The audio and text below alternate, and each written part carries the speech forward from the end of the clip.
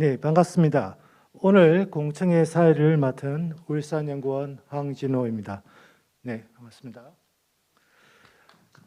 이번 네, 이번 공청회는 코로나19 확산 방지를 위해 현장에는 주재자와 관련 공무원 그리고 분야별 토론자만 참석하고 온라인 생중계를 통해 공청회를 진행하겠습니다.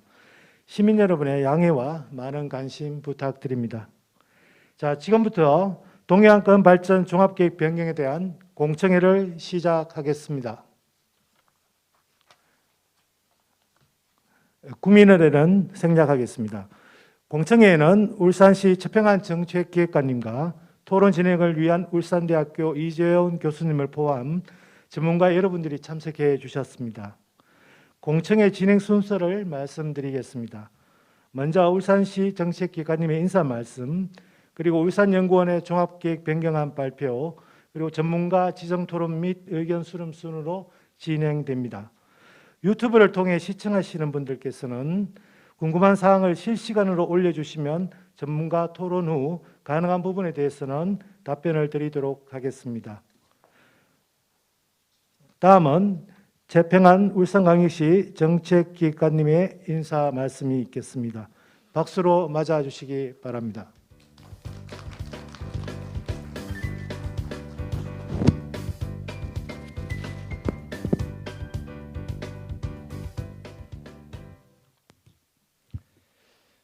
예, 반갑습니다. 울산광역시 정책기획관 최평한입니다. 우리 울산, 경북, 강원이 이렇게 하나의 권역을 형성을 해서 동해안 발전 계획을 이렇게 수립하고 그동안에 이렇게 많이 추진해 왔고 또 오늘 이렇게 공청회를 갖게 되었습니다. 이런 어떤 계획을 마련하고 이 자리를 이렇게 공청회까지 마련해 주신 우리 울산연구원의 관계자들께 먼저 감사를 드리고요. 그리고 오늘 또 이렇게 진행을 맡아 주신 우리 이재원 울산대 교수님, 그리고 토론에 참석해 주신 울산대 김재홍 교수님, 그리고 경주대 김규호 교수님, 또 우리 울산 TP의 왕수 단장님, 그리고 유니스트의 우광균 교수님 모두 감사드립니다. 특히 또 이렇게 오늘 온라인으로 이렇게 참석해 주신 우리 시민 여러분들께도 감사의 말씀을 드리겠습니다. 참 안타깝게도 이렇게 우리 시민 여러분들을 모시고 현장에서 직접 이야기를 듣고 공청회를 개최해야 되는데 코로나가 확산되다 보니까 이렇게 온라인으로 중계를 할 수밖에 없는 점 매우 안타깝게 생각하고 그리고 또 양해를 부탁드리겠습니다. 우리 울산과 그리고 경북, 강원은 이렇게 함께 2010년부터 울산 동해안권 발전 종합계획을 수립해서 그동안에 이렇게 한 차례 변경도 있었습니다만은 쭉 추진을 해왔습니다. 그런 과정에서 지금 이제 어떤 우리 사회 환경이라든지 정치 환경이라든지 경제적 환경이라든지 여러 환경들이 지금 계속해서 바뀌고 있고 그 환경에 맞춰서 또 새로운 계획을 수립해야 될 그런 시점에 와 있는 것 같습니다. 그래서 우리 이제 울산, 강원, 경북이 함께 2030년을 목표로 해서 이렇게 새로운 오늘 계획을 마련했고 이렇게 공청회를 하게 되었습니다. 이번에 이렇게 마련된 계획을 차근차근 진행해 나간다면 앞으로 우리 울산과 경북, 강원이 대한민국의 어떤 성장 거점이 될 수 있고 환동해권의 중심축이 될 수 있을 것이라고 기대하고 있습니다. 동해안권의 미래를 담을 수 있는 좋은 그런 계획이 될 수 있도록 참석하신 분들의 많은 고견과 또 의견을 부탁드리고 또 우리 시민 여러분들께서도 온라인을 통해서 많은 의견을 주시면 감사하겠습니다. 한 번 더 오늘 이렇게 행사를 준비해 주신 모든 분들께 감사를 드리겠습니다. 예, 고맙습니다. 네, 정책기획관님 수고하셨습니다. 다음은 종합계획 변경에 대한 설명을 본 연구를 수행 중인 울산연구원의 강영훈 선임연구위원님이 해주시겠습니다. 네.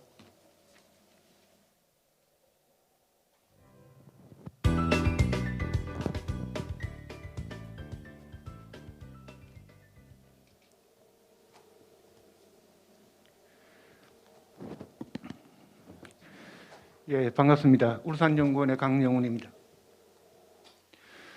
지금부터 동해안권 발전 종합계획 변경안에 대해서 말씀드리도록 하겠습니다. 오늘 제가 말씀드릴 내용은 계획의 개요, 해안권 정책 및 기존 계획의 검토, 동해안권 여건 및 발전 방향, 동해안권 발전 기본 구상, 추진 전략별 발전 계획과 집행 관리 계획 향후 계획 순으로 말씀드리도록 하겠습니다. 먼저 계획의 개요입니다. 동서남해안 및 내륙권 발전 특별법이 2030년까지 기간 연장 개정되고 정부의 그런 민선 7기 정책 방향에 따른 공약 사업을 반영을 하고 저출산 고령화, 기후 위기, 코로나19, 동북아 정세 등을 고려한 지역 특화 사업 발굴 등의 사회 경제 트렌드를 고려하여 한동해 경제권 중심 국토 발전 축으로서의 동해안권 발전을 지향하는 그런 목표와 배경하에서 세워졌다는 점을 말씀드리고자 합니다. 다음으로는 계획의 범위입니다. 계획의 공간적 범위는 동해안에 연접한 15개 기초자치단체이며 울산의 경우에는 중구를 제외한 4개 구군이 포함되어져 있습니다. 시간적 범위로서는 기준 연도는 2020년이고 목표 연도는 2030년을 목표로 하고 있습니다. 내용의 범위는 동해안권 개발 여건 분석부터 시작해서 집행관리 계획까지 포함되어져 있습니다. 다음으로 계획의 수행 체계는 중앙정부로서는 국토교통부, 그리고 광역자치단체로서는 울산광역시, 강원도, 경상북도가 참여하고 각 시도 연구원이 참여하는 그런 연구진을 구성하여 진행되어졌습니다. 다음은 해안권 정책 및 기존 계획의 검토를 말씀드리겠습니다. 앞서 말씀하신 부분과 같이 2010년도에 동해안권 발전 발전 종합계획이 처음 수립되어졌으며 2015년에 변경 계획이 1차로 한 번 있었고 이번에 2차 변경 계획을 수립하게 되었습니다. 다음은 해안권 계획의 위상입니다. 해안권 계획의 위상은 국토 종합 계획을 최상위 계획으로 두고 도 종합 계획과 그 사이에 있는 지역 계획이라고 말씀드릴 수가 있겠습니다. 동해안권 계획의 경과 부분입니다. 이 부분은 제가 이미 말씀을 드렸는데 2010년도의 그 동해안 발전 종합 계획을 수립할 때는 녹색 성장을 선도하는 에너지 관광의 블루 파워 벨트를 비전으로 설정하였고요. 2016년도에 2015년에 변경되어서 2016년부터 시작되었던 변경 계획에서는 환동해권 블루 파워 창조 벨트라는 이름으로 이름의 그 미션을 정하였습니다. 동해안권 계획의 주요 성과와 한계입니다. 2016년 계획 사업 중에서 사업 완료된 것은 113개 중에서 51건, 45.1%가 완료되었고 울산의 경우 변경 계획에 총 22개의 울산 계획이 수립되어졌는데 그 중에서 16개는 완료되었고 6개는 지속으로 분류되어져 있습니다. 우리 울산 지역의 주요 사업 완료 사업으로서는 복합 에너지 생산 연구단지, 수소차 시범 도시 이런 사업들이 있습니다. 한계점으로서는 해안권 정책의 위상 저하와 개별법에 의한 사업 추진으로 동력이 약화되고 실질적으로 동해안권 발전 종합계획을 진행할 수 있는 별도 예산 계정이 부재하다는 점 등을 언급할 수 있겠습니다. 다음은 동해안권 여건 및 발전 방향에 대해서 말씀드리도록 하겠습니다. 동해안권의 면적은 우리 국토의 9.1%를 차지하고 있고 인구는 229만 1천 명 2019년 기준입니다. 그런데 인구 증가는 정체되고 있고 외부로 인구 유출이 지속적으로 이루어지고 있다는 점이 단점이라고 할 수 있겠습니다. 산업은 동해안권은 GRDP가 112조 원이며 타 지역에 비해 가지고 제조업 경기 침체가 지속되고 있다는 점을 말씀드리고자 합니다. 관광은 2019년 기준으로 동해안권 주요 관광 지점은 202군데이고 지점당 평균 관광객 수는 2만 1,000명에 달하고 있습니다. 인프라는 전국 비중을 따졌을 때 도로 연장은 9%, 철도는 18.5%, 하역 능력은 19.4%를 점하고 있습니다.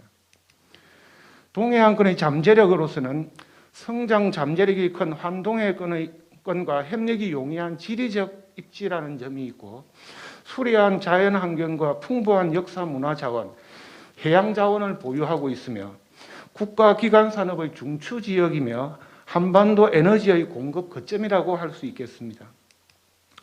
동해안권의 위상을 살펴보겠습니다. 동해안권의 위상은 해양이 새로운 삶의 터전으로 부상하며 해양과 대륙을 연결하는 가교 역할을 하는 해양과 대륙으로 열린 공간이라는 점이 있으며 환동해 지역과의 교류가 용이한 지리적인 입지라든지 신북방정책, 나인브리지 전략 추진의 핵심 지역으로서 환동해권의 지리적 요충지이며 한반도 신경제 구상에 따른 환동해 에너지 자원 별도로 설정되어 있으며 기존 국가 계획의 남북미 환동해 지역과 연계한 에너지, 관광, 교통, 물류 협력 방안 등이 제시되는 환동해 에너지 관광 자원 협력의 중심축이라고 할 수 있겠습니다.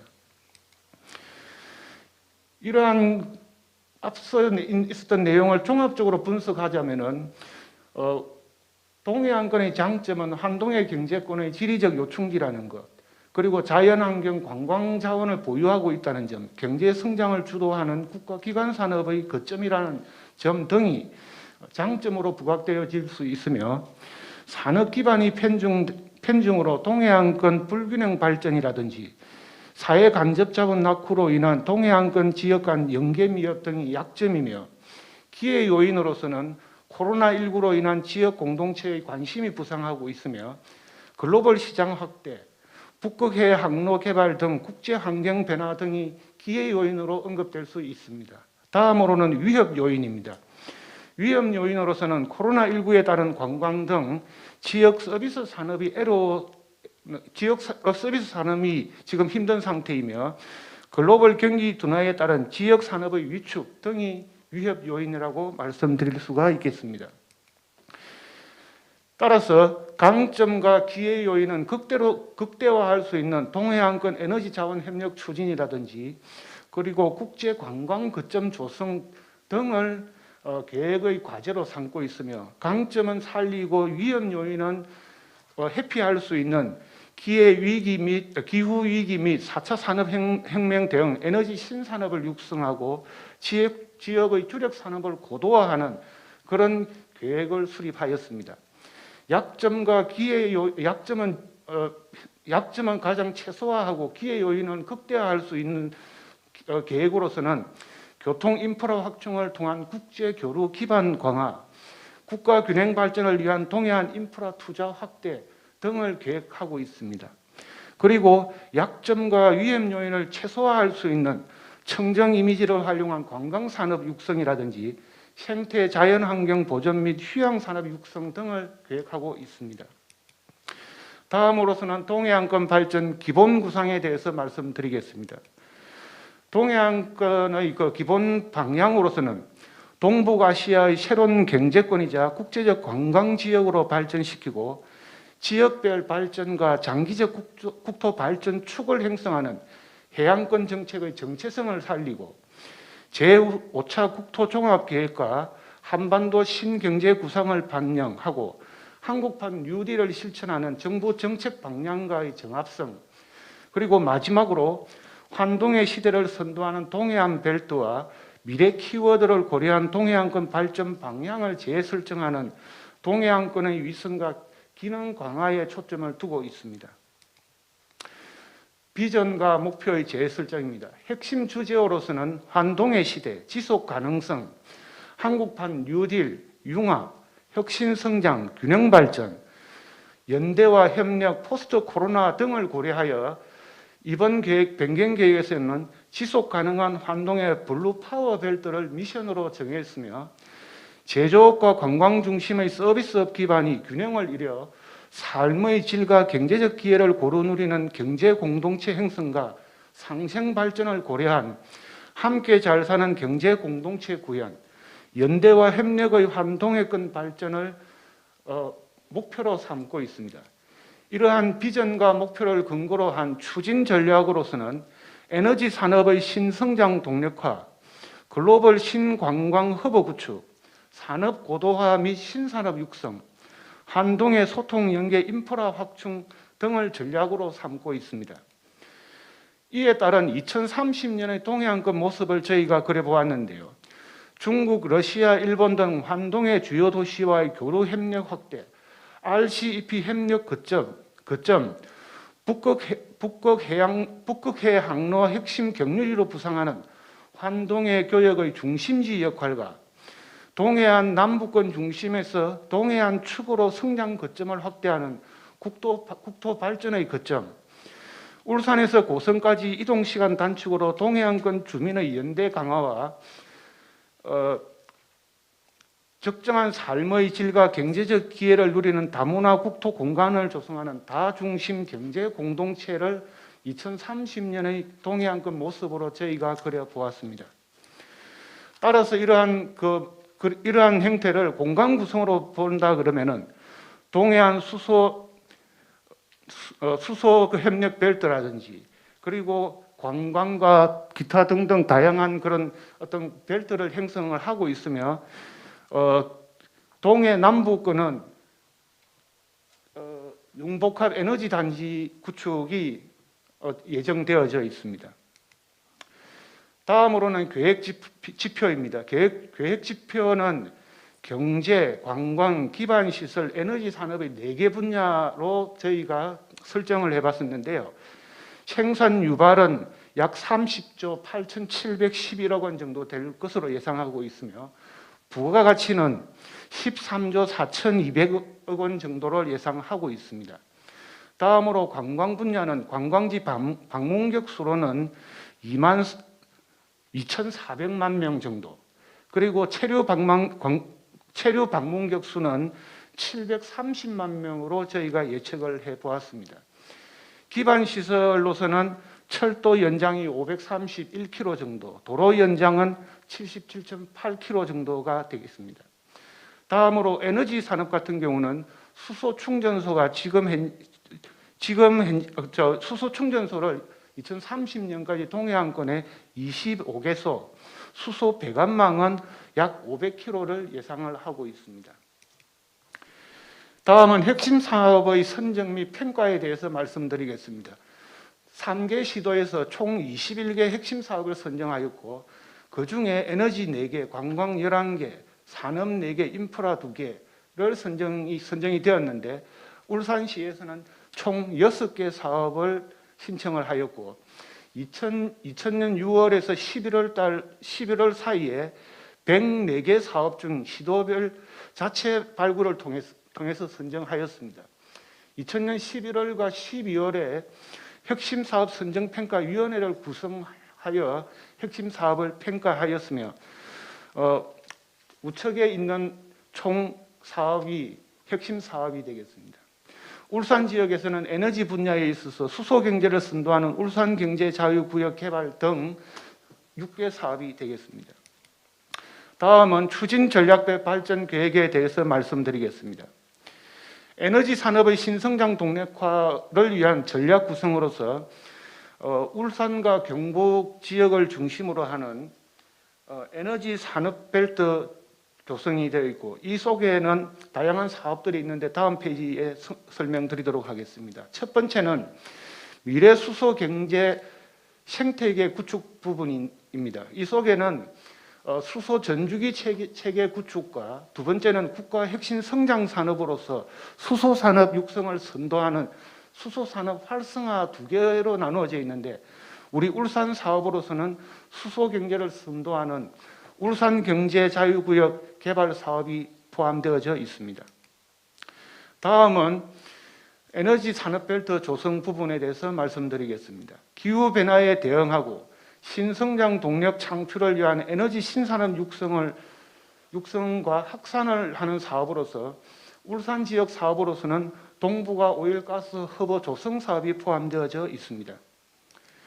다음은 원자력 안전 및 지속 가능성 확보를 위한 발전 방안입니다. 원자력의 안전, 원전 해체 산업 육성 등 기존 원자력 클러스터의 질적 역량 확대를 통해 고부가 원자력 산업을 육성하는 사업으로서 우리 울산 사업으로서는 원전 해체가 중심이 되는 울산에너지 융복합단지 조성 사업이 포함되어져 있습니다. 다음은 글로벌 신관광 허브 구축 전략 구상도입니다. 보시는 바와 같이 해양 웰리스 관광 벨트 등을 포함한 다양한 사업들이 연계되어져 있습니다. 먼저 글로벌 관광 허브 구축 발전 방향에 대해서 말씀드리겠습니다. 7번 국도를 활용하여 자원 산업 커뮤니티 공생 관계를 확립하는 7번 국도 블루로드 사업으로서 울산 지역 사업으로서는 강동 리조트 워터파크 조성 사업이라든지 뽀로로 타이어 호텔 및 리조트 타워 콘도 조성 사업, 강동 해안공원 조성 사업 등이 포함되어져 있습니다. 다음으로는 해양 헬스케어 산업과 관광 산업을 활용한 비즈니스 모델을 마련하였는데 이 속에는 울산 사업으로서 울산 해양 힐링 센터 건립 사업이 포함되어져 있습니다. 다음으로는 지질에 대한 높은 관심도를 관광 자원으로 활용하고 생태 관광 기반을 마련하는 지질 생태 명소화 사업으로서 울산 사업으로서는 대항왕공원 해안 둘레길 조성과 대항왕공원 출렁다리 조성 사업이 포함되어져 있습니다.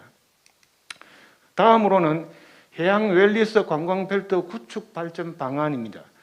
이 속에는 수려한 입지 환경과 각종 인프라를 활용한 해양 레저 산업 육성을 위한 해양 테마파크 및 해양 레포츠 기반 조성하는 사업으로 우리 울산 사업으로서는 남목 해양 산림 레포츠 시설 설치, 진화 해양 레저 특구 조성, 서생 해양 관광단지 지정 및 운영 사업 등이 포함되어져 있습니다. 다음으로는 복합적 휴양 욕구를 충족시킬 수 있는 청정 환경 관광 거점을 구축하는 로하스 해양 관광 벨트 조성 사업으로 우리 울산 지역의 사업으로서는 진화 낭만 해수 풀장 조성, 간절곶 바다병원 건립, 간절곶 마음 챙김 센터 건립, 산림복지단지 조성 사업 등이 포함되어져 있습니다. 다음으로는 독도 영토 주권 등과 같은 영토 관리 및 어촌 어장 관광 기반 조성 사업엔 우리 울산 사업은 포함되어져 있지 않습니다. 다음으로서는 융복합 관광단지 육성 사업의 발전 방안에 대해서 말씀드리겠습니다. DMZ, 역사 문화 등 인문학과 관련된 동해안 콘텐츠 발굴 연계를 위한 인문학 테마파크 조성 사업으로서는 우리 울산의 사업으로 기박산성 의병 테마파크 조성 사업이 포함되어 있고 현지 삶에서 느끼는 고유의 문화와 볼거리를 제공하는 생활관광 기반 사업에서는 우리 울산 사업으로 울산 정원지원센터 건립이라든지 소망타워와 소망금고 조성, 간절한 바다 산책로 조성 등과 같은 사업이 포함되어져 있습니다. 다음으로서는 디지털을 활용한 관광 콘텐츠 및 디지털 융합 체험 서비스를 제공하는 디지털 관광 기반을 구축하는 사업으로 우리 울산 사업으로서는 낭만 워터폴리 전망대와 낭만 광장 조성 사업이 포함되어져 있습니다. 다음은 산업 고도화 및 신산업 육성 전략 구상도로서 우리 울산 지역에 포함되어 있는 것은 두 가지가 되겠습니다. 첫 번째는 신산업의 기반을 확보하는 것으로서 동해안 지역의 자원 및 산업 기반을 통해 성장 산업 육성을 추진하는 산업 및 R&D 기반 구축 사업으로서 우리 울산 지역은 3D 프린팅 융합기술센터 구축 사업과 자율주행 스마트 도로 인프라 구축 사업이 포함되어져 있습니다. 다음은 해양 바이오 신산업 육성 발전 방향입니다. 동해안의 주요 기반이자 자원인 조선산업과 해양산업을 고도화하기 위한 조선해양산업 고도화 사업으로 우리 울산에서는 자율 운항 선박 성능 실증센터 구축 사업이 포함되어져 있습니다. 다음으로는 동해안 해양자원과 과학기술 인프라를 활용한 바이오 산업 기반 구축으로 우리 울산 사업으로서는 개놈 규제 자유 특구 지정 및 운영 사업이 포함되어져 있습니다. 다음은 농수산업 고도화에 관련된 산업입니다. 동해안 지역의 농수산업을 4차 산업혁명과 산업혁명 기술로 고도화하고 고부가 가치하는 사업으로서 우리 울산은 울산 북구 농수산 식품 가공센터 건립, 울산행 스마트팜 조성 사업 등이 포함되어져 있습니다. 마지막으로 인프라 확충 전략 구상도를 지금 보여드리고 있으며 인프라 부분에 있어서는 환동의 교류 협력 기반 구축을 위한 발전 방안으로서 동해안권 주요 항만을 개발하여 해상교역 기반을 구축하는 해상교역 거점 조성 사업으로 울산에서는 울산항 다목적 부두 건설 사업, 그리고 동해안권 주요 항만 기능 활성화를 위한 지원 기능 강화를 위한 항만 지원 기능 강화 사업으로 울산항 배후도로 건설 사업 등이 포함되어져 있습니다. 다음으로서는 동해안권 남북 동서 연계 체계 조성을 위한 발전 방향입니다. 이 속에는 동해안권 연계 도로망 강화 사업에 우리 울산 사업이 들어있는데요. 범서읍 서사리에서 경주 시계 4차로 확장, 국도 14호선 확장 사업이 포함되어져 있고 농소외동 국도 건설 사업이 포함되어져 있습니다. 마지막으로 거점 지역 지원 기반 확충인데 이 속에는 울산의 삼동면에서 KTX 울산역 간 도로를 개설함으로써 동해안권 주요 교통 거점의 연계를 강화하는 지역 거점 연계 교통망 확충 사업이 우리 울산 사업이 포함되어져 있습니다. 다음은 집행관리 계획에 대해서 말씀드리겠습니다. 4개의 4대 전략, 24개 프로젝트, 104개 개발 사업에 소요되는 총 사업비는 약 24조 7천억 원 정도가 되며 재원별로 볼 때는 국비가 48.6%인 11조 9천억 정도, 지방비가 12%, 그리고 민자가 39%를 차지하겠습니다. 다음으로는 분야별로 살펴볼 때 약 34%가 에너지 산업에 포함되어져 있고 그리고 한동해의 인프라 구축에 33%가 투자될 예정입니다. 다음으로는 지역별 투자 계획으로서는 울산시가 약 한 30% 정도 되는 7조 3,800억 원 정도가 되겠습니다.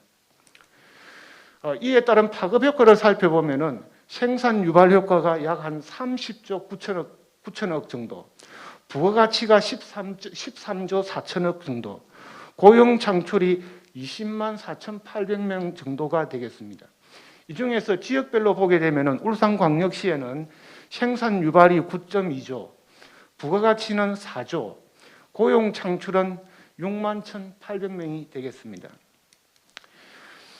계획을 추진하기 위해서 협력 거버넌스도 구축할 것이며 동해안 3개 시도 협력 체계는 물론이며 그리고 에너지, 관광, 산업, 인프라별로 추진 전략별 협력 체계도 구축할 예정입니다.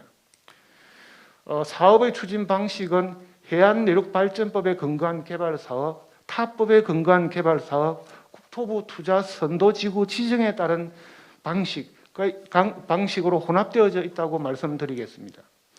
평가 및 홍보 부분입니다. 동해안권 개발 사업의 효율적인 시행과 성과 제고를 위해 정기적인 사업 성과 분석 평가 시스템을 도입하는 등 평가 제도를 도입하며 동해안권 통합 브랜드 개발, 동해안권 비전의 핵심 키워드인 블루파워를 대표 이미지로 하는 홍보 마케팅 방안 등을 수립할 예정으로 있습니다. 지속 가능한 개발 방안에 대해서 말씀드리겠습니다. 지금까지 동해안권을 국토 생태 축에서 자연 경관 보존 관리 축으로, 해양 생태 축에서 해양 생태 보전 축으로 지정하는 방안을 마련하였습니다. 제도적 기반 마련입니다. 제도적 기반으로서는 투자 유치 활성화를 위한 지원 제도를 마련하였고 해안권 개발구역 지정 등 승인 권한을 조정하였으며 친환경 개발 및 난개발을 방지하는 방안을 마련하였으며 마지막으로 거버넌스 관련 3개 시도 조례 제정 등이 포함되어져 있습니다. 마지막으로 향후 계획에 대해서 말씀드리도록 하겠습니다. 오늘 이 공청회를 통해서 의견 수렴이 이루어지고 나면은 3개 시도 계획 입안 및 국토교통부 승인을 요청할 것이며 중앙행정기관 협의 및 국토계획 평가 그리고 국토정책위원회 심의를 거쳐서 동해안권 발전 종합계획 결정 고시를 하게 되겠습니다. 장시간 시청해 주셔서 대단히 감사합니다.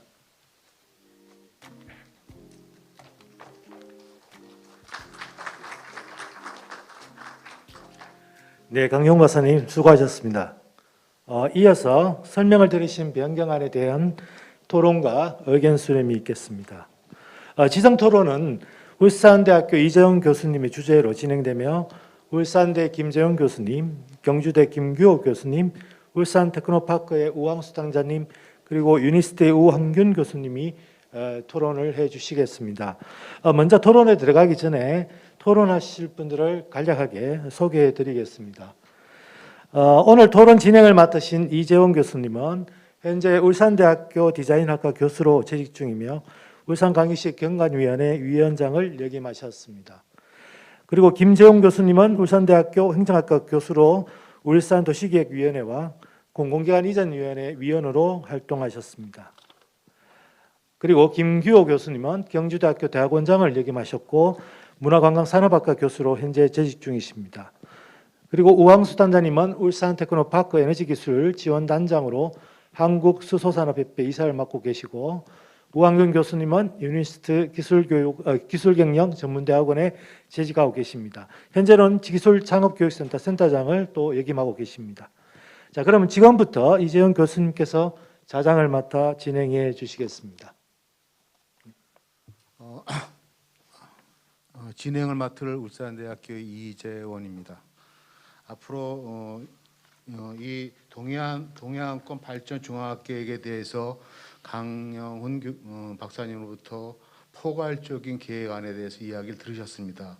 기타 질문이 있는 사항이나 또는 의문되는 사항이 있으면 온라인과 지금 오프라인 동시에 진행되고 있기 때문에 발의나 의문을 갖다가 여쭤주시면은 토론을 맡으신 네 분의 패널에 의해 가지고 좀 더 심도 있는 그리고 그다음에 좀 더 이해하기 쉽게끔 여러분들께 설명해 드리고 또 좋은 의견 있으면 저희가 수렴해 가지고 계획을 갖다가 추가해 가지고 계획의 깊이를 갖다가 높이는데 반영하고자 합니다. 이상입니다. 자, 지금부터 질문 사항이 있으신 분들은 허심탄회하게 질문을 해 주시길 부탁합니다. 이 동해안권 발전 계획이 보면은 소프트 인프라 개발과 하드 인프라 개발 두 개가 융합돼 가지고 움직이는 걸 지금 볼 수 있습니다. 그리고 강원도, 경상북도, 울산광역시가 세 개가 거버넌스 해가지고 움직이기 때문에 상당히 복합적이고 치밀한 계획이고 오늘 지금 파워포인트 내용을 보니까는 동해안권의 일종의 개념 프로젝트 같은 그런 코드가 잡히는 걸 볼 수가 있었습니다. 자, 이것에 대해서 의문나는 사항이 있으면 질문을 부탁드리겠습니다.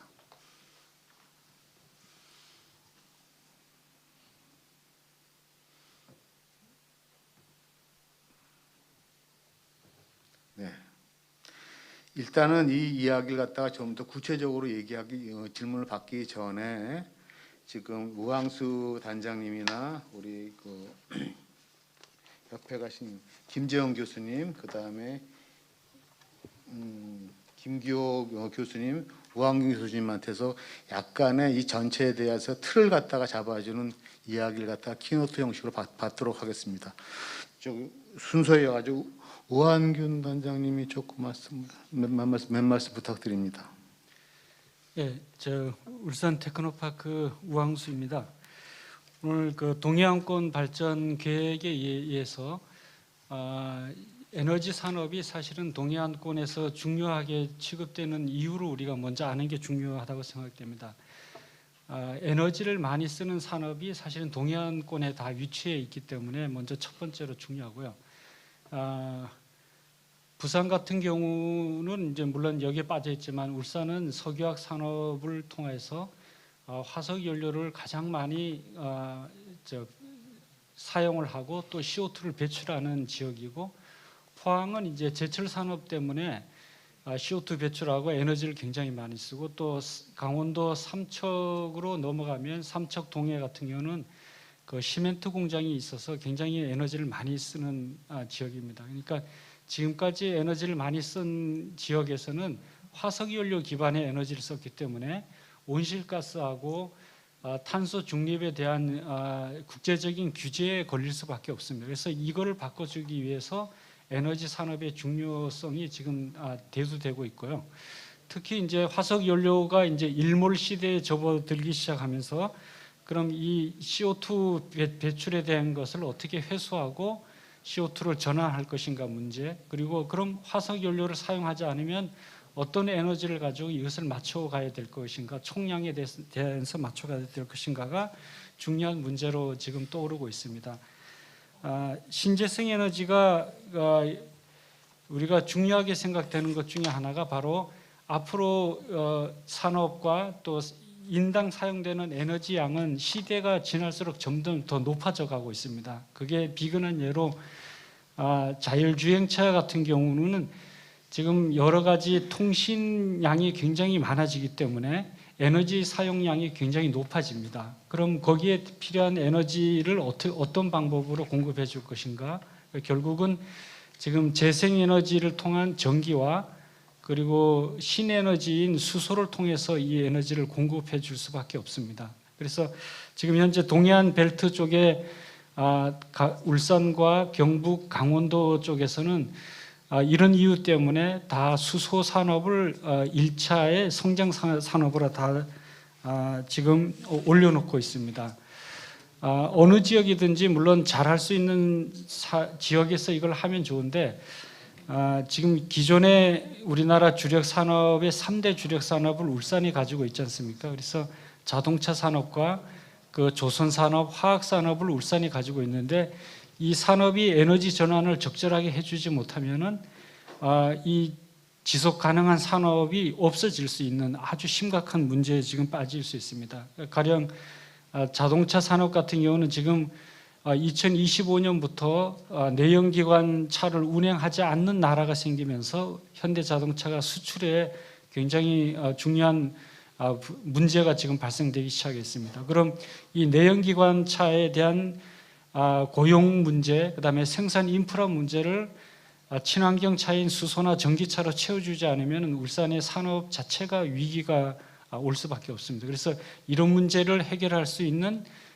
산업이 바로 수소 산업이고 재생에너지를 이용한 에너지 산업이 될 수밖에 없습니다. 그리고 조선 산업도 지금 IMO에서 국제해사기구인 IMO에서 CO2 배출량을 운행 거리에 따라서 제한을 하고 있고, 연안이라든지 또 정박에 있을 때는 화석 연료를 절대 사용하지 못하는 지금 규정을 하고 있습니다. 그래서 이런 친환경 선박과 이런 에너지에 대해서 결국은 우리가 대안을 마련해 줘야 됩니다.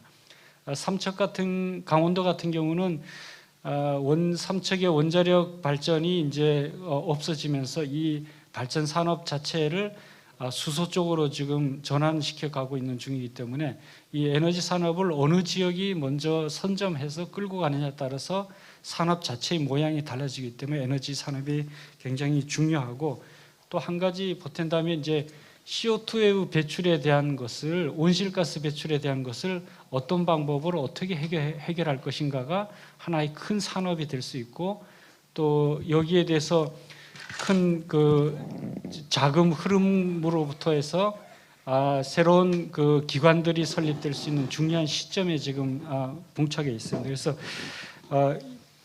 지금 수소 같은 경우는 우리 울산에 지금 반영된 사업도 지금 몇 가지가 있지만, 제가 전반적인 것에 대해 에너지 산업에 대해서는 말씀을 드리고, 또 다른 그 관광이라든지 이런 기타 산업하고 한번 참석하신 패널 분들 말씀을 듣고 또 구체적인 사업은 제가 또 언급하는 게 좋을 것 같습니다. 예. 네. 아까 제가 성함을 잘못 말씀드렸는데 울산 TP의 에너지기술지원단 단장을 맡고 계신 우항수 단장님이십니다. 제가 성함을 잘못 말씀드렸는데 기본적으로 우항수 단장님께서 말씀하신 것은 이제 클린 에너지가 대세인데 클린 에너지를 갖다가 거기에 기득권을 잡지 않으면은 우리나라의 에너지 산업은 상당히 미래가 좀 불확실하다. 그걸 하기 위해서 우리는 수소를 해야 되는데 지금 이 전환점에서 그 수소에 대한 우리가 헤게모니를 잡는 것이 제일 중요하지 않겠나. 원자력도 그다음에 우리가 쓰고 있는 탄소 배출권이 탄소가 심하게 나오는 석탄 에너지도 뭐 기름이죠. 그런 것도 좋지 않으니까 그것을 갖다가 잡을 수 있는 계획을 갖다가 확실히 잡아가지고 이번에 동해안권 발전 계획에서 확실하게 좋은 성과를 냈으면 좋겠다라는 이야기를 해주셨습니다. 두 번째로 우리 울산대학교 행정학과 김재원 교수님이 행정 쪽이신데 이 10개년 기간 동안 이걸 갖다 어떻게 플로어 차트를 만들어가지고 세 개 도가 강원도하고 경상북도하고 울산시가 어떻게 융합할 것이고 어떤 식으로 끌고 나가면서 어떠한 문제점을 갖다가 슬기롭게 해석할지에 대해서도 그 외 기타 등등에 대해서도 좋은 얘기를 듣도록 하겠습니다. 부탁드립니다. 울산대학교 김재영입니다. 우선 이 동해안권 사업이 이제 초강력 사업이긴 한데 이 사업 그 자체가 뭐 예산을 갖고 있는 그런 거 아니거든요. 그러다 보니까 각 시도 이제 여기 들어가는 이제 사업들이 이제 각 시도 이제 계획에 반영되고 그래서 이제 국비를 받고 이런 식으로 해서 사업이 진행되고요. 그래서 근데 대부분의 뭐 많은 사업들이 이렇게 연계 사업들이라서 그 뭐 연계 사업들이 돼 있고 그 각 시도에서 같이 들어가게 되면은 나중에 국비 받기도 쉽죠. 네. 그런 측면에서 이제 의미가 있는 사업이에요. 그런데 또 이제 어떤 사업들은 보면은 또 뭐 각 시도에만 뭐 국한되는 아주 지역적인 그러니까 전체 동해안권 전체 사업에 해당되기보다는 좀 지역적인 그런 부분들도 있습니다. 그래서 이 사업들이 보면요, 그 여기 들어가 있는 사업들이 많이 간추려진 겁니다. 지금 많이 간추려졌음에도 불구하고 아직도 사업 간의 그 규모의 불균형이라든지 뭐 어떤 거는 너무 광범한 그런 거, 어떤 거는 또 너무 지역적이고 상세 세부적인 거 이런 것들이 들어가 있는 건 사실이에요. 그렇지만 뭐 그 다 이제 그 지방자치 각 여기 동해안권에 포함된 3개 시도와 열 몇 개의 그런 기초자치단체들이 다 또 수건 사업들이기 때문에 그렇게 들어갔다라고 봅니다. 그래서 근데 그 사업들이 뭐 다 되고 안 될 거라는 거는 보장은 없습니다. 그냥 되는 것도 있고 안 되는 것도 있죠. 다만 우선순위가 있죠. 그 중요한 사업들을 중요하게 이제 취급을 해야 된다는 거죠. 저는 그래서 이 7페이지에는 전체적인 그런 그 사업을 가지고 잠깐 말씀드리겠습니다. 우선 뭐 해양 교육 거점 조성, 그다음에 항만 지원 기능 강화 이런 부분이 있어요. 이거 지금 상당히 그 동해안권에서는 상당히 필요한 사업이죠. 그리고 여기 보면 이제 뭐 광역 물류 허브 거점 단지 조성이라든지 동해안 항만 비호 단지 개발 이런 것들이 있고요. 울산에서 하고 할 사업들은 자율 운항 선박의 성능 실증 사업 구축 사업이라든지 뭐 해상 교육 거점 기반 구축 이런 것들이 있습니다. 여기에 좀 더 포함시켜야 될 것이 뭔가 하면 지금 현재 이 소위 그 스마트 항만 기능을 강화합니다. 그래서 디지털 물류 플랫폼 설계 같은 게 상당히 필요해요. 그래서 이건 이제 포트 투 포트 디지털 물류 플랫폼 설계라든지 이런 것들이 상당히 지금 필요한데 이 사업이요. 올해 2021년 2월 25일 날 과기정통부에서 그 국고로 이제 지원하는 공고가 난 사업이에요. 이게 상당히 필요한 사업이라는 거죠. 그래서 이제 이게 기반적으로는 AA 기반의 중량 화물 물류 플랫폼 실증 사업 구축 이렇게 이제 공고가 났는데 그게 올해 내년까지 해가지고요. 그 뭐 상당히 큰 사업이고 그게 10개 세부 사업이 있습니다. 올해 5개, 내년에 5개 이렇게 이제 사업이 있는데 그 사업들의 내용들을 보면은 울산에 상당히 필요한 겁니다. 울산뿐만 아니라 울산 동해안권의 포항, 그다음에 동해항 이렇게 연계시켜서 같이 이건 해야 되는 거죠. 포트 투 포트입니다. 그런데 이번에 이거 포트 투 포트 플랫폼 설계 사업이 벌크 화물을 중심으로 하고 있어요. 컨테이너는 일단 그거는 뭐 좀 더 쉬워요. 더 쉬운데 벌크 부분 상당히 어려워요. 그래서 철강석이라든지 철판이라든지 그런 울산항이 바로 그런 거죠. 포항하고 울산항 간에 이제 말하자면 그 철판 수송 부분. 그 다음에 울산항이 대부분의 물류가 이 벌크 물류입니다. 이게 이제 물류 플랫폼 설계하는 부분이 상당히 필요하다라는 거죠. 그래서 앞으로 이제는 ICT 복합형, 융복합형 물류 체인의 이런 핵심적인 이런 사업들을 해야 된다. 그래서 우리 요즘 뭐 대세지 않습니까? 그래서 AI 기반의 어떤 이런 화물 플랫폼, 물류 플랫폼 설계 사업 이런 데도 이제 울산시가 적극적으로 참여하고 동해안권에 있는 포항과 동해하고 같이 공동으로 이렇게 해 나갈 필요들도 있지 않겠느냐. 그렇게 생각이 들고요. 그 다음에 이제 이 한 동해권 연계 그 철도망 구축을 보면요. 지금 이제 우리 이제 동해남부선은 이제 이렇게 이제 이제 전동으로 연결되고요. 그 다음에 이제 지금 비전동으로 그 우리 이제 태화강역에서부터 이제 경주 거쳐서 포항까지는 비전동으로 중고속 철도로 이렇게 연결됩니다. 그 다음에 이제 포항부터 삼척까지 철도가 없습니다. 근데 철도가 없는데 지금 단선 철도 지금 공사 중이에요. 공사 중이고 처음 삼척부터는 위로 이제 가서 강릉에서 제진까지 이제 연결되니까 그렇게 이제 사업을 하고 있는데 철도 사업을 하는데 일단 우리가 동해 남부권 일대에서 전동철 지금 중고속 철도 지금 저 근천역을 해가지고 포항으로 가는 중고속 철도 운행 시간이 운행 횟수가 아주 적어요. 그래서 운행 횟수의 적은 부분을 갖다가 이거 좀 확대시켜 다시 말하자면 전동차를 갖다 그냥 포항까지 부전부터 포항까지 갈 수 있도록 그렇게 해주면은 적어도 우리가 이제 환동해권에서 동해권의 남부 지역 특히 이제 우리는 그 뭐 해오름 동맹 그 지역에서의 연계감이 상당히 높아질 것이다. 특히 이제 주민들의 그 시간 비용 이런 거 감소시킬 수 있을 것이고요. KTX 연계 부분에서도 상당히 큰 효과를 얻을 수 있을 것이다. 이런 그 전동차 연장 운행 같은 것들은 태화강역에서 포항까지 연장 운영 같은 거 상당히 필요할 것이다라고 이렇게 보여집니다. 그리고 이제 동해안 그 연계 도로망 보면요. 지금 국도 7호선이 이제 물론 이제 지금은 이제 65번 고속도로가 부산서부터 울산을 거쳐 울산에서 포항까지 연결되어 있습니다. 그런데 고속도로가 끊겨 있죠. 철도하고 똑같이 끊겨 있습니다. 그래서 포항에서부터 삼척까지는 고속도로가 없어요. 그래서 이 고속도로 연계가 상당히 필요하죠. 그래서 지금 그 삼척서부터 또 이제 속초까지 올라가는 고속도로 65번입니다. 우리 부산에서 울산 거쳐서 포항 가는 게 65번이에요. 65번, 65 같은 고속도로입니다. 그런데 중간에 끊겨져 있습니다. 그런데 그 끊겨져 있는 부분이 국도 7호선도 제일 어마무시하게 막히는 구간입니다. 정체 구간입니다. 거기 가면은요, 그 어린이 보호구역도 있어요. 국도 7호선 안에. 그런 부분은 이제 우회도로를 빨리 만들어서 그 부분에 좀 이 정체를 갖다 낮게 해줘야 돼요. 그거는 울산 바로 영역은 아닙니다만은 사실 울산하고 상당히 밀접한 관계가 있다라는 거죠. 동해안권 연계 차원에서. 그래서 그런 부분이 상당히 필요하고 그래서 지금 이제 철도와 고속도로, 그 다음에 어떤 AI 기반의 물류 플랫폼 구성이라든지 동해남부선의 연장 운행이라든지 그런 것들이 일단 우선 상당히 필요하다. 그래서 혹시 시간이 있으면 좀 더 이야기하겠습니다만 지금 이 정도로 마치도록 하겠습니다.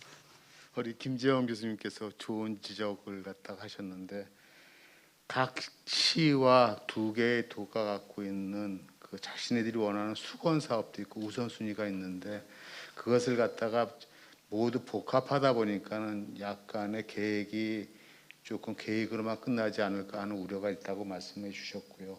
그렇기 위해서는 지금 많이 정리됐지만 지금보다 더 정리된 계획으로서 사업의 내용을 갖다가 좀 압축해가지고 우선순위를 정리하는 게 좋지 않겠나 이런 말씀이었습니다. 특히 벌크선이나 철판 같은 거 얘기를 했어요. 울산시와 포항시가 갖고 있는 특화물을 갖다가 이동하는 방법에 대한 표준화 작업. 그 다음에 육로 도로망 아까 말씀드린 그 국도라든지 철도망에 대해서 생산과 유통을 위한 연계적인 유기화 작업 계획이 절대적으로 필요하다. 그것이 없이는 인구 유입도 될 수 없고 그 다음에 인구가 유동하지 않으면 사업이 산업화돼 가지고 극대화된 효율을 내기엔 조금 역부족이지 않은가 이런 좋은 말씀을 해주셨습니다. 세 번째로 김기욱 교수님한테 부탁할 건데 관광 인프라. 이제 경주대학교 문화관광산업과의 김 교수님한테 그 관광 인프라를 갖다 중심으로 해가지고 포괄적인 계획에 대한 내용 갖다가 이야기를 듣도록 하겠습니다. 부탁드립니다. 예, 경주대학에 있는 김기호입니다. 제가 뭐 관광 부분에 대해서 말씀을 드리기 전에 이 동해안권 발전 종합계획이 이제 동서남해안 특별법에 의한 광역 계획이고 장기 계획이라고 하는 점에서 계획의 어떤 성격이나 이 방향을 좀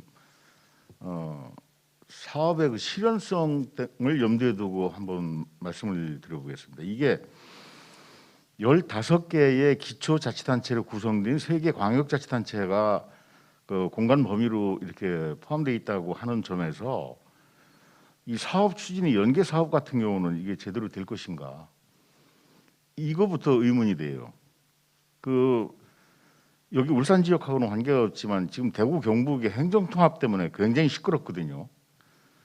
근데 가만히 들여다보면 행정통합이 되면은 대구시장이나 경상북도 지사 2명에서 1명으로 줄어드는 거 외에는 하나도 변하는 게 없어요. 굉장히 좋아질 것 같지만 대부분의 지방자치단체의 그 사업은 자치단체가 주도하거든요. 사업의 주체가 되고. 그런데 행정통합이 된다고 되겠습니까? 그런데 이제 울산은 또 다른 이제 국가정책하고 연관돼서 준비를 해야 되는 부분이 있죠. 소위 그 수도권 완성, 국회를 세종시로 이전함에 따라서 정부가 지금 추진하고 있는 게 3+2+2 추진을 하고 있거든요. 즉 3이라고 하는 것은 부울경 메가시티 광역경제권 형성하고 광주 전남 또 그다음에 이제 충청권 세종. 근데 사실 충청 세종은 수도권이에요. 저는 그렇게 봐요. 수도권 내부고 또 플러스 2가 어디냐면 대구 경북하고 전주 전북이에요.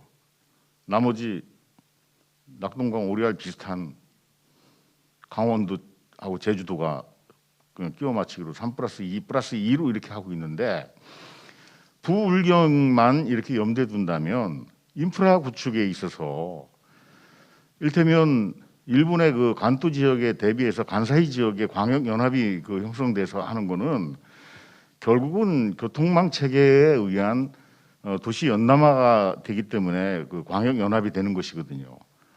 그럼 울산과 나머지 부산 경남과의 교통망 체계, 제가 생각할 때는 여기 빠져 있는데 지금 4차 국가철도망 계획에도 지금 현재 그 교통연구원에서 지금 진행 중에 있지만 이 용역이 안 들어간 걸로 알고 있는데 그 울산 KTX역, 울산역하고 왜 양산하고 지하철이나 전철 연결하는 그 인프라 연결하는 거 그런 고민을 안 하는지 나는 모르겠어요.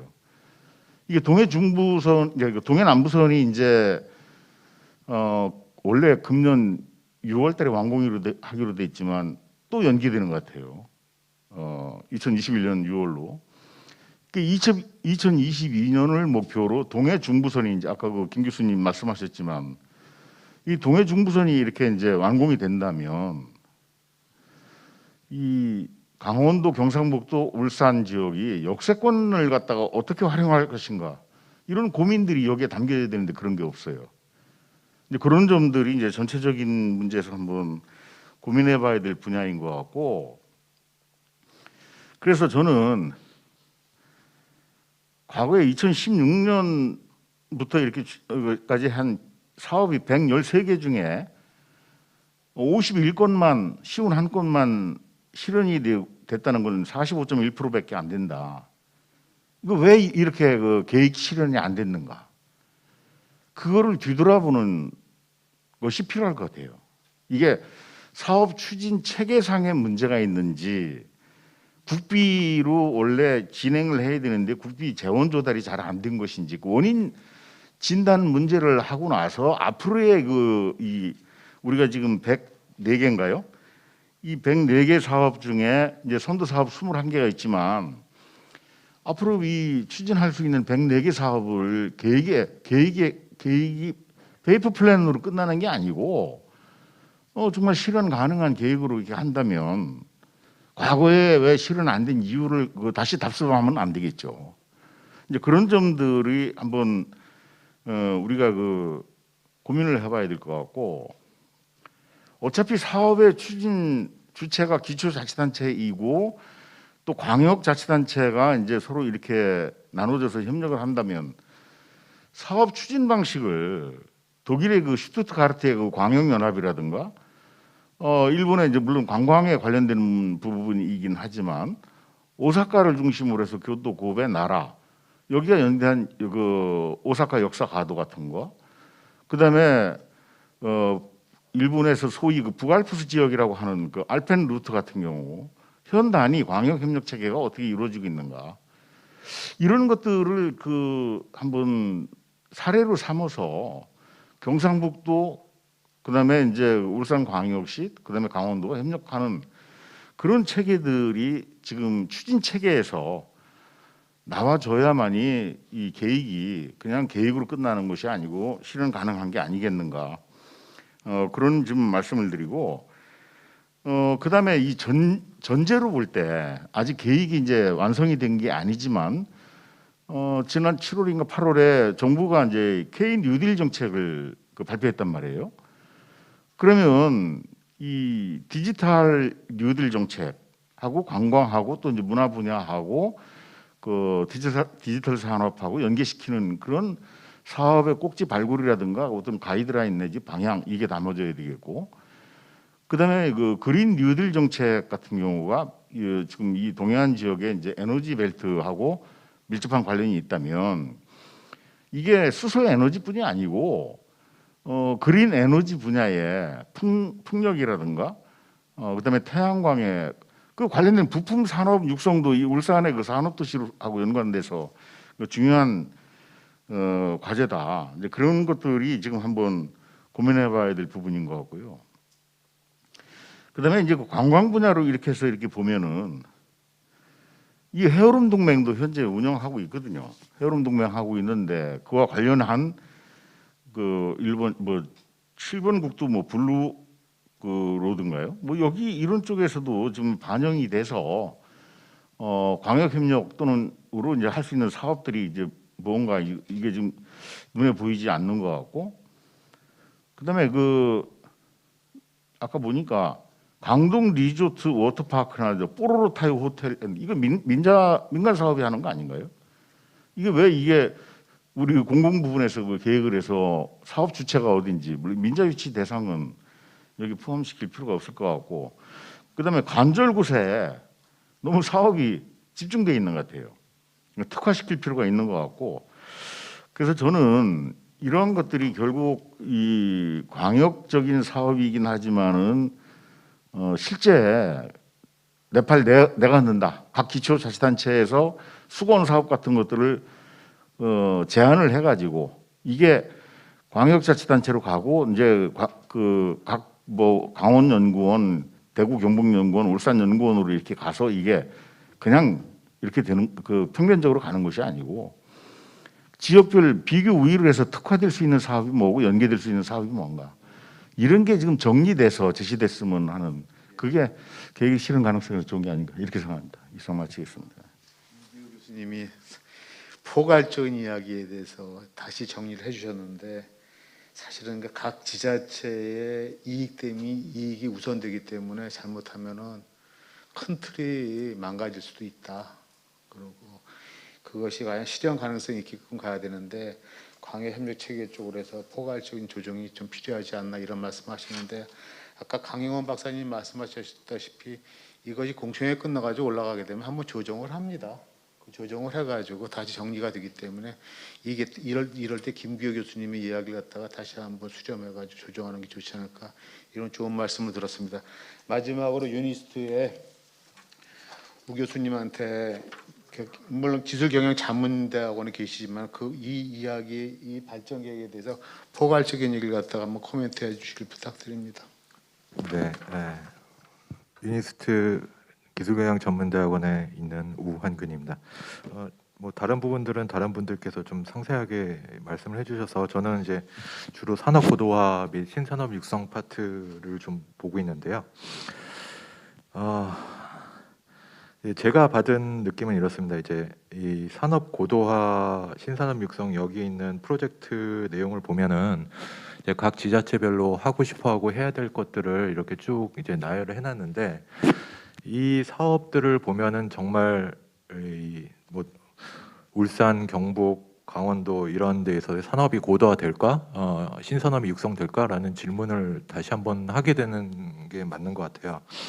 뭐냐면은 이제 지금 특히 울산 같은 지역은 자동차, 조선, 석유화학, 뭐 영남권이나 뭐 포항 이런 쪽까지 넘기면 철강 기계 이렇게까지 해서 이제 대한민국의 제조업을 떠받치고 있는 구조인데 이 제조업이 미래가 어떻게 될 것인가라는 고민들은 뭐 한 10년 동안 계속해 왔단 말이죠.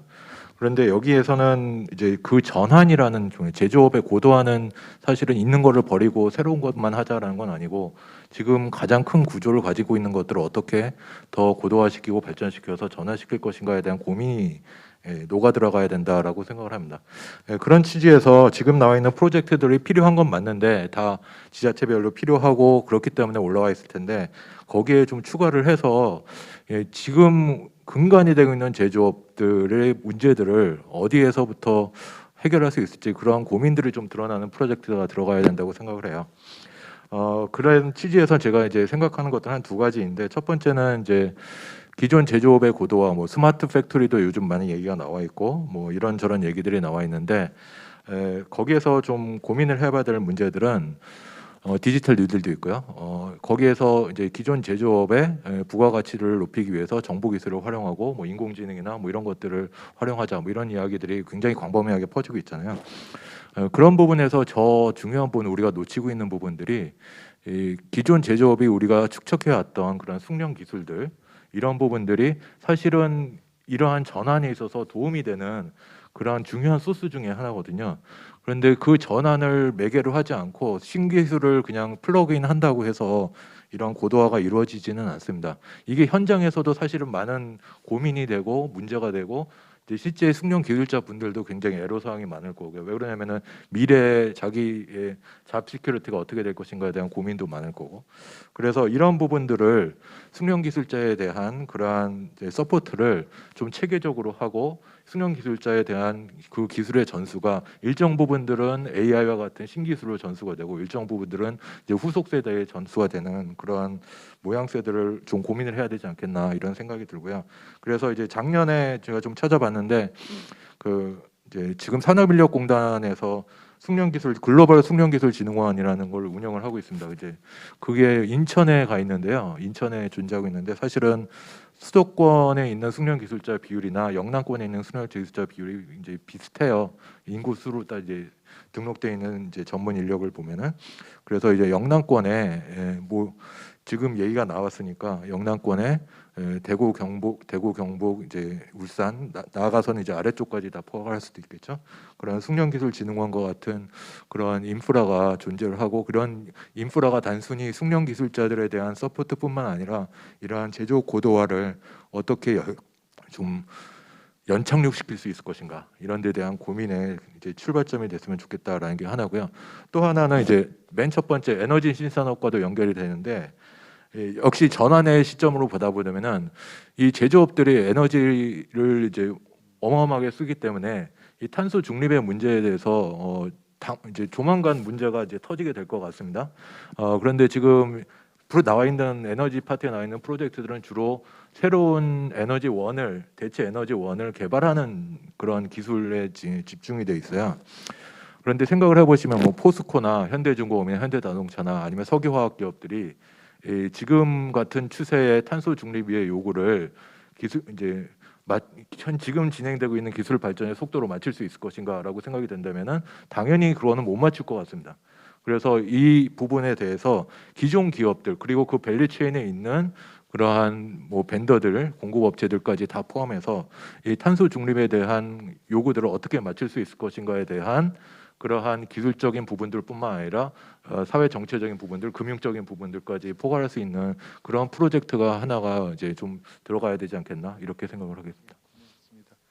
저희가 주어진 시간이 3시 50분까지이기 때문에 또 그다음에 온라인 오프라인으로 저희가 질문을 받고 답을 해야 되거든요. 그래서 우리 우 교수님 말씀하신 이야기 산업 고도화를 갖다가 재검토해야 되는데 일반적으로 기존 산업을 갖다가 유지하는 것도 문제고 신기술 갖다가 거기다 막바로 집어넣는 것도 좀 문제가 될 것 같다. 그래서 이렇게 승용기술진흥원이나 이런 걸 만들어 가지고 이야기를 할 때 유기적으로 갈 수 있게끔 이렇게 하는 것이 좋지 않겠나 이런 좋은 말씀을 해주셨습니다. 지금 온라인상으로 질문이 지금 들어와 있습니까? 없습니까? 지금 네 분의 패널을 통해 가지고 저희들이 울산발전연구원에서 만든 동해안권 발전 종합 계획에 대한 이 내용을 갖다가 각 전문가를 통해서 이야기 듣고 그 각 전문가를 통해 가지고 이 이야기에 대해서 결실을 높이기 위한 코멘트를 좀 들었다고 생각이 됩니다. 지금 와 계신 분들 중에서 궁금한 사항이 있으면 질문을 해주시고 온라인 상으로도 질문을 받을 계획이니까 기탄 없는 질문 부탁드리겠습니다.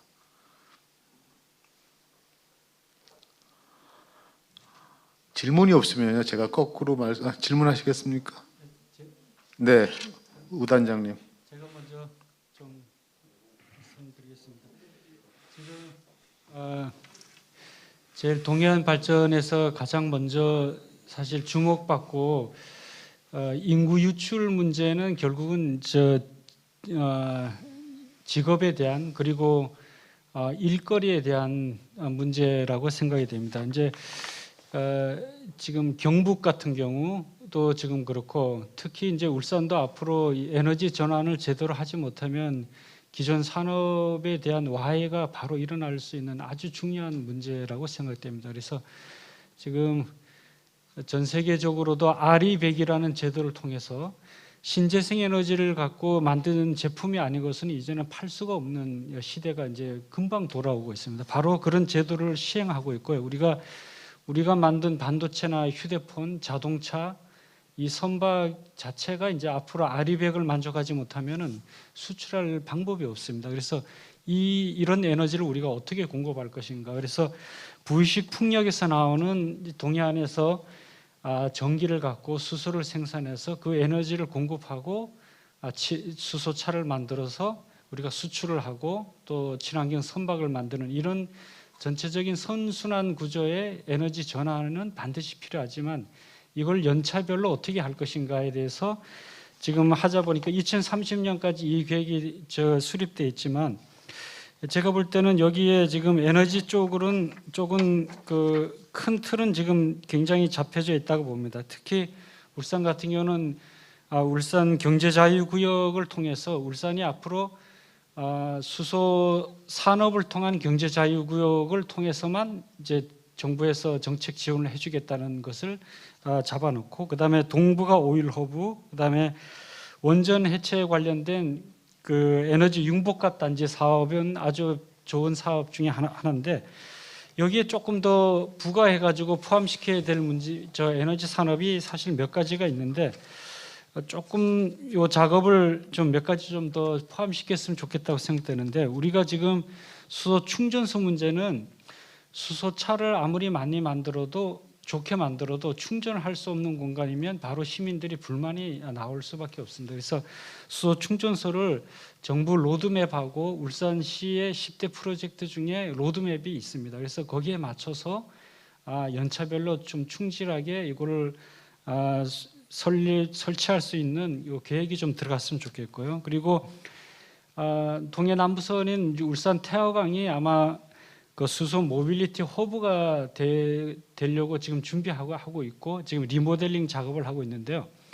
여기에는 앞으로 이제 열차뿐만 아니고 트램, 버스, 트럭 뭐 모든 아마 모빌리티가 여기서 충전하고 출발을 하게 됩니다. 그래서 이 태화강역이 수소의 거점이 될 수 있도록 허브가 될 수 있도록 하는 그런 계획이 조금 좀 더 추가되었으면 좋겠고 또 울산이 수소차에 대한 이제 앞으로 153만 대 연산 153만 대의 현대자동차의 그 고용과 인프라를 어떻게 유지해 나갈 것인가에 대해서는 수소차 안전 인증센터 같은 것이 좀 필요하다고 생각됩니다. 그래서 우리가 이 수소차가 아직까지 완전 보급이 안 됐을 때 이런 검사 기관을 안전 시험 검사 기관을 울산에서 만들어서 이것을 좀 하면 좋겠다는 그런 게 들어가 있고 또 부의식 해상 풍력이 보면은 여기에 좀 빠져 있습니다. 부의식 해상 풍력이 지금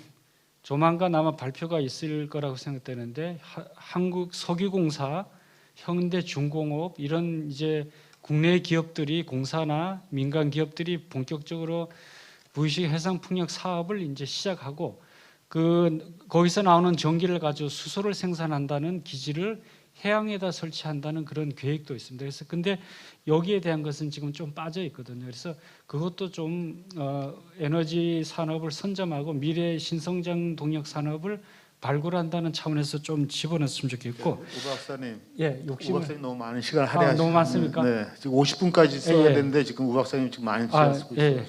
근데 제가 두 가지만 그럼 간략하게 하나만 더 말씀, 두 가지만 말해요. 그리고 에너지를 우리가 친환경 에너지를 만들려면 결국은 우리가 앞으로 미래 에너지일 수 있지만 인공 태양에 관련된 그런 사업도 좀 들어갔으면 좋겠고, 또 우리가 RE100을 맞추려면 탄소 중립에 의한 탄소 중립 전문 과학관을 하나 좀 유치를 하고 그런 계획을 좀 세우면 어떻겠나 싶습니다.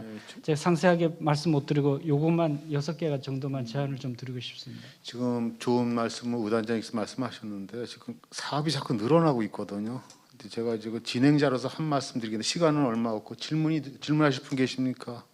그럼 질문을 우선 받겠습니다.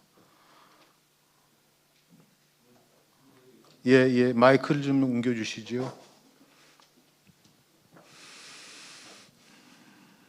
이게 공청회다 보니까는요 시민들의 이야기를 듣는 게 필수라서 좀 많이 이야기를 좀 들어야 된다고 생각합니다. 감사합니다. 예. 네, 일단은 성함과 사시는 곳 또는 또 필요에 따라서는 전화번호도 필요하나 아니면 이메일 번호라든지 주시면 좋겠습니다. 뭐 전부 다 토론 감사하고요. 네. 질문 아니가 저 잠시 질문 좀 드리려고 합니다. 예, 그러십시오. 예. 그 북구청의 그 기획산 담당관입니다. 네. 한영석입니다. 네. 예, 반갑습니다. 네. 좀 좋은 말씀 많이 들었는데요. 우리 북구가 이래 보면은 유일하게 전국적으로 이래 보면은 인구가 계속 몇 년 증가를 하고 있습니다. 맞습니다. 이런 자치단체가 잘 없거든요. 그래서 이거를 분석을 이래 해보면은 저남들이 봤는데 이게 그 청년 인구가 자꾸 유입되는 것 같습니다. 그다음에 이제 자동차가 이제 퇴직하면서도 멀리 고향 가거나 해야 되는데 여기 사신다는 얘기거든요. 그럼 그 사람들이 이제 인력이 이제 아깝잖아요, 그죠? 기술 인력이 그런 사람들이 재교육할 수 있는 그런 거.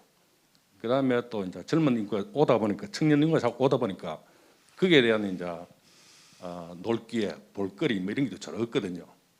그래서 이제 우리가 전국적으로 최초로 또 큰 규모의 이제 산후조리원 이것도 이제 우리가 5월달에 또 개통됩니다. 건립이 되고. 그다음에 그 아까 그 김규 교수님 말씀에 뽀로로도 이제 강동권의 유치도 하고 있습니다. 올지 안 올지는 모르겠습니다만 그런 이제 차원이고. 그래서 이제 우리 북구가 이제 경주 외동 쪽하고 이러 보면 이제 산업단지가 많습니다. 자동차 제조업이나 이런 게 많은데 그런 쪽에서 하면 인구가 늘어나지 않을까 그래 봅니다. 보고 그다음에 또 이제 그 동계에서 오는 그 저 우회 그 고속도로 비슷한 게 좀 우회도로 거의 강동까지 오잖아요, 그죠?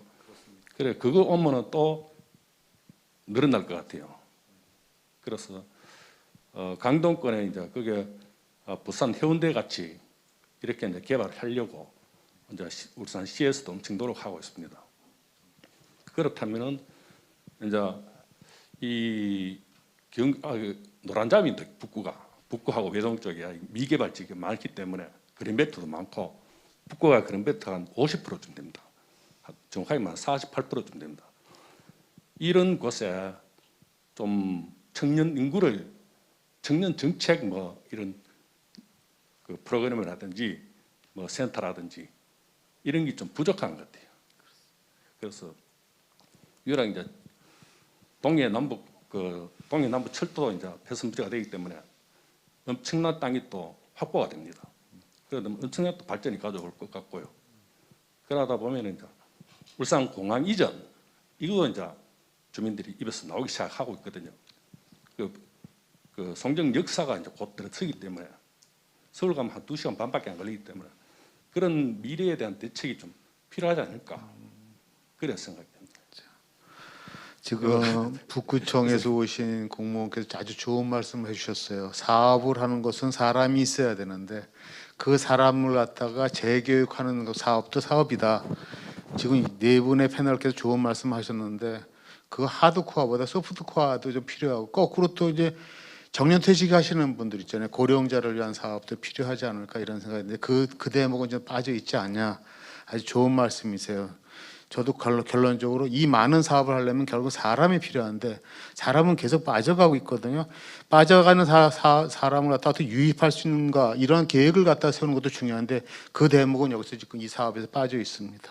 그게 우선이 돼야지 나머지 모든 사업을 할 수가 있는데 아까 김지영 교수님 말씀하셨잖아요. 이건 계획이니까 아직 예산은 없다.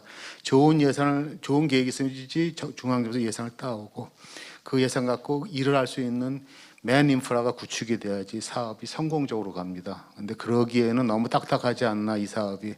그래서 북구청에서 공무원께 좋은 말씀하셨습니다. 감사합니다. 이거에 대해서 뭐 김지영 교수님께서 하신 말씀 있으면 좀 부탁드리고 싶습니다.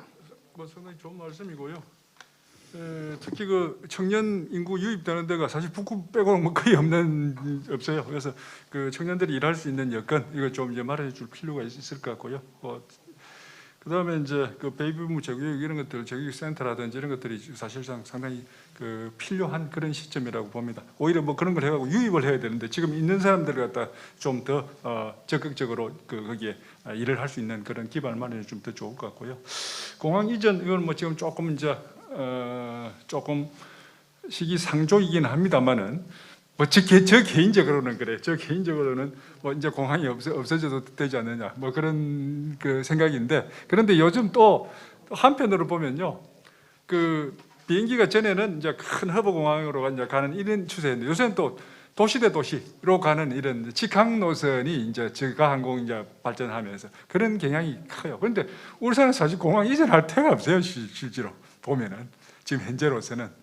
그래서 좀 뭐 이런 장기적으로 좀 생각해봐야 되는 그런 부분이고요. 송정역 개발되면서 북구가 뭐 상당히 앞으로 이제 중심적인 역할을 해 나갈 그런 사실이고 거기에 대한 울산시에서 지원을 많이 해야 되고 또 사업도 좀 많이 이제 이렇게 그리고 철도 부지 이제 폐선 부지 어떻게 할 것인가 그런 것들도 좀 신경을 써야 되고 그럴 거라고 생각합니다. 뭐 이제 뭐 강동부터 이제 그 우회도로 이제 그 이제 고속도로까지 연결되는 도로 만들어지고 해서 교통도 좋아질 거고요. 그래서 전반적으로 지금보다는 뭐 훨씬 더 나아지지 않겠냐 이렇게 생각을 합니다. 저기 약간 시간이 남았는데 우리 김기호 교수님한테 마이크를 좀 넘겨볼까 합니다. 그 청년들을 갖다가 재교육하는 것에서 문화를 갖다가 베이스로 해서 재교육하는 것도 상당히 고급적인 서비스 산업의 중요한 사업이라고 저는 생각을 하는데요. 우리 김기호 교수님 의견은 어떠신지? 결국 문화 원형을 재해석해서 이게 이제 콘텐츠를 발굴을 하고 산업화시키는 이게 이제 그 고부가가치 산업이고 중요한 분야다.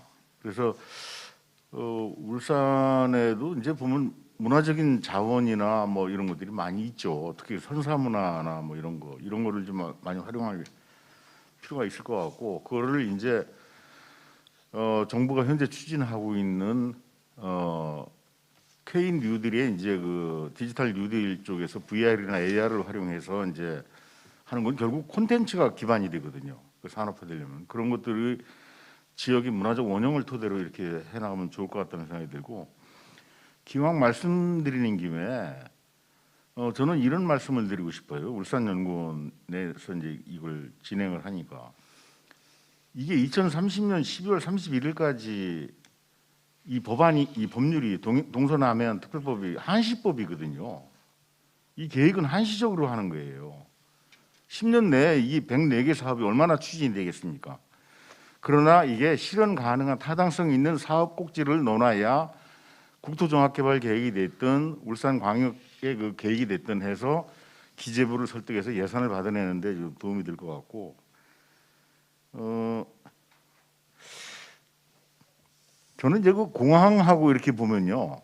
아까 이제 우리 김 교수님 말씀도 하고 또 이제 북구청에서 이제 말씀하셨는데 2028년에 그 의성의 그 비안하고 군이 소부에 네, 대구 경북 통합 신공항이 생깁니다.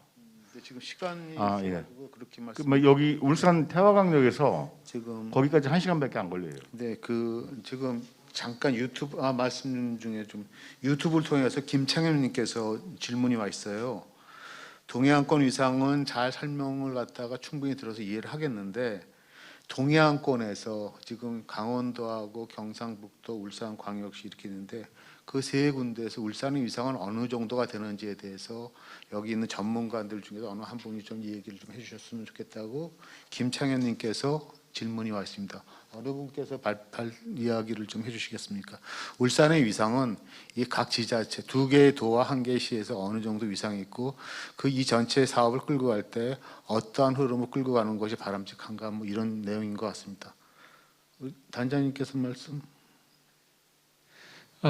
제가 말씀드린 것은 전체 산업적인 면에서는 지금 울산의 위상이 아마 세계 지자체를 상대적으로 비교한다면 이제 가장 높다고 보고 이제 수출액으로만 봐도 가장 높다고 생각되지만 그 지자체의 위상이라는 게 산업 가지고만 우리가 볼 수는 없지 않습니까? 근데 경북 같은 경우는 제가 볼 때 이제 앞으로 포항을 중심으로 해서 신산업과 그다음에 인구 유입에 대한 정책을 굉장히 치밀하게 잘 세우고 있습니다. 그리고 강원도 같은 경우도 관광을 중심으로 한 신산업을 지금 만들려고 지금 하고 있는데 저는 사실 울산이 가장 위기 지역 중에 하나가 바로 울산이 아닌가 그렇게 개인적으로 생각을 하고 있고 또 기회인 것은 우리가 에너지 변환을 통해서 산업 전환을 우리가 5년 약 10년 내에 우리가 전환을 시키면은 울산뿐만 아니고 우리나라의 산업을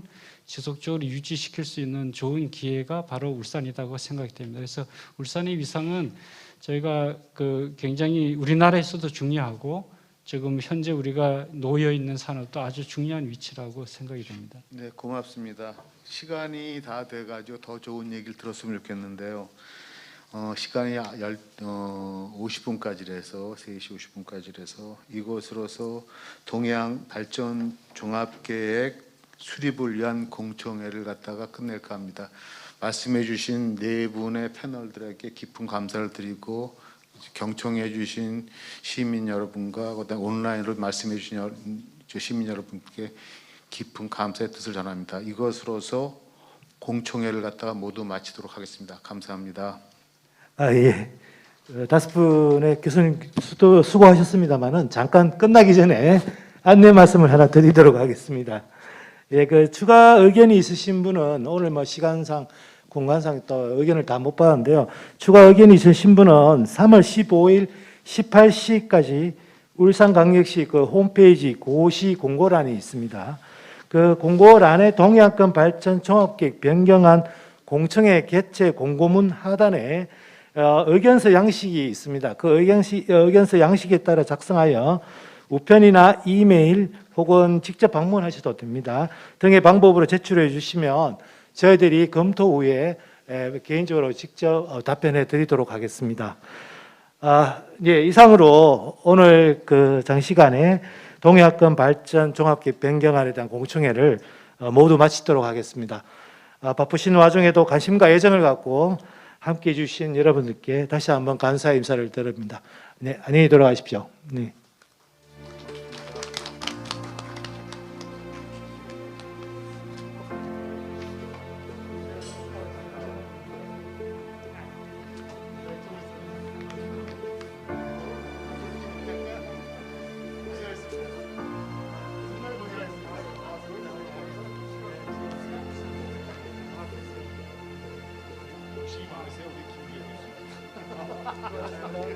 열정 나가지고